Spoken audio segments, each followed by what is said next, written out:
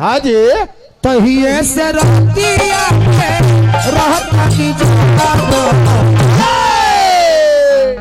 अरे लागल हो लागल प्रेम रोग लागल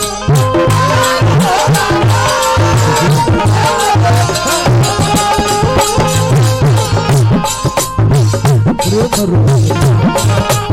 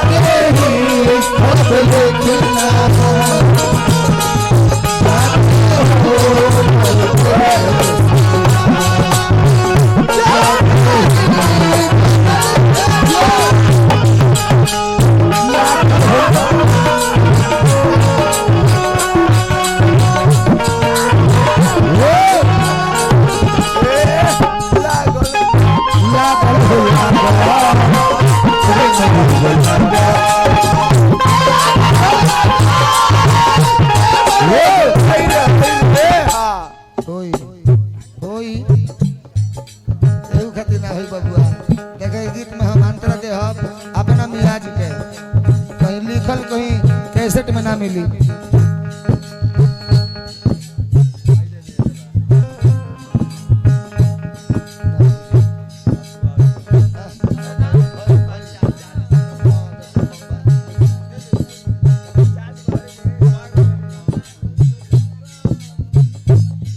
लागल हो लागल प्रेम रोग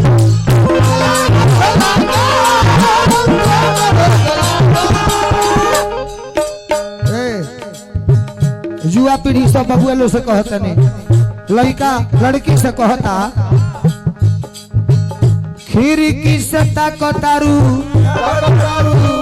झांकतारू हंस के तब दूर काहे बाड़ू दिलवा में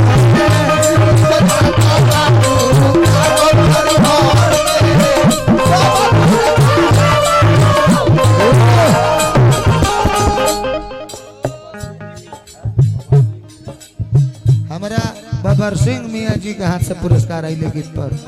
केहू हंसी करी तो हम नहीं जानत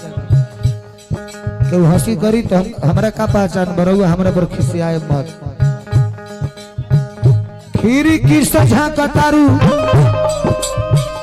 ताकतारू हंस के तब दूर काहे जालू दिलवा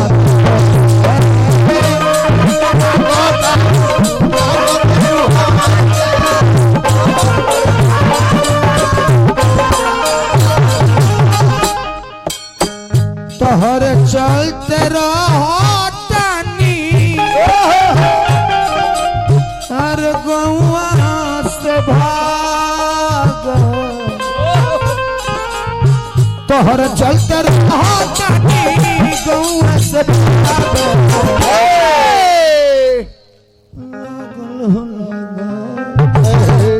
प्रेम रोग लगा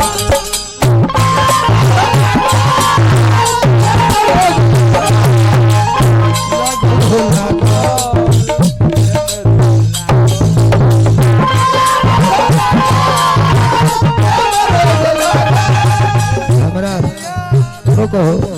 दिनेश बाबू के हाथ से पुरस्कार आए हनुमान जी यहाँ का मनोरथ पूरा करी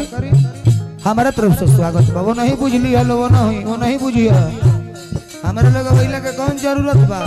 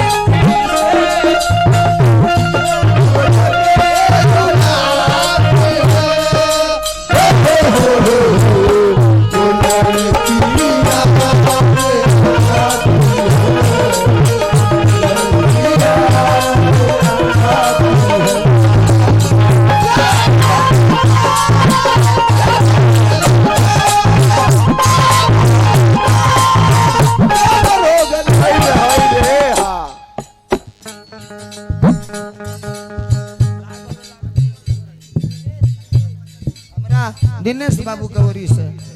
पुरस्कार आई बरो दे का एके बार दुनु तीन आदमी दे दे गीत से सेवा करता दे हमरा दिनेश भाई सर बोली सर भी बोला कौन आला हमरा दिनेश पटेल विनीत पटेल बाबू पुरस्कार दे एक और लाइन बोलता नहीं सुना सुनो हो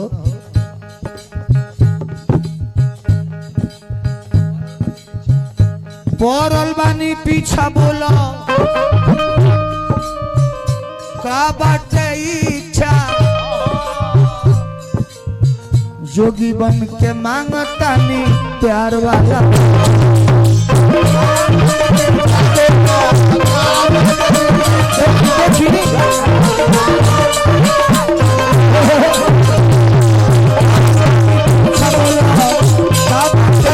जोगी बन के मांगता नी प्यार वाला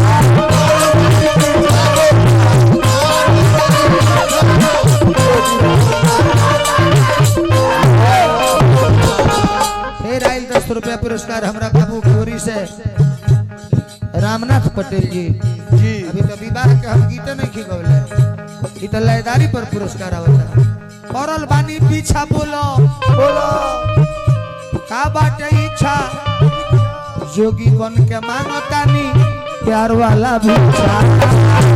हमरा पासना नहीं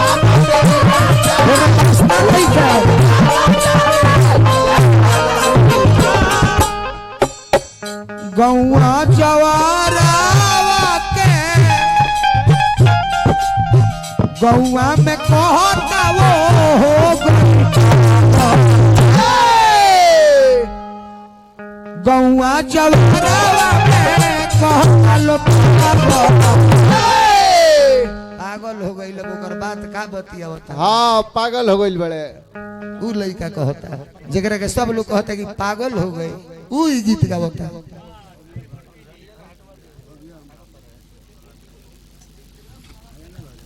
तो गौआ के लोग कहे हो गई